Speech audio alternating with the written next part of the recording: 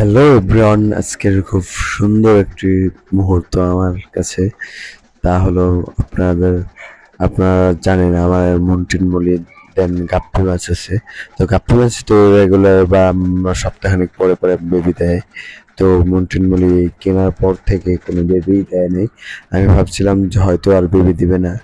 তো ফাইনালি আজকে সকালে খাবার দিতে এসে দেখি আমার মন্টিন মলি মাছগুলো বেবি দিয়ে ফেলেছে।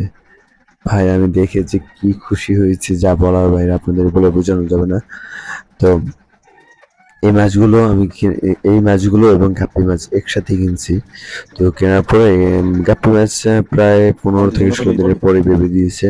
তো ওগুলো আলাদা করে রাখছি আমি।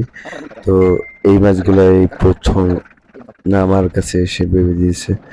তো যা বলার বাইরে, আপনাদের দেখাচ্ছে এই যে এক একটা করে মাছ আলাদা আলাদা করতেছি আমি। আর এগুলা আপনার ওই কাপ্পি মাছের বেবি থেকে অনেক চালাক, এরা লুকিয়ে থাকে, ধরা দিতে চায় না। তো এই আমি পরে অন্য একটা ট্যাঙ্কি মনে করেন যে সব মাছগুলা ছাড়লাম। ছাড়ার পরে দেন সবগুলা মাছগুলো আমার নতুন ট্যাঙ্কে অ্যাড করলাম। দেন আপনাদেরকে ফাইনালি দেখাচ্ছে এই যে এখন ছোট অবস্থায় আমি সবগুলো মাছ একভাবে রাখলাম। দেন যখন বড় হবে তখন আলাদা আলাদা ট্যাঙ্কে রাখবো। আসলে এই জিনিসগুলো আমার কাছে অনেক সুন্দর লাগে, যার জন্য আমি এগুলোর পিছনে সময় দিই আর আপনাদেরকে একটু দেখানোর চেষ্টা করি।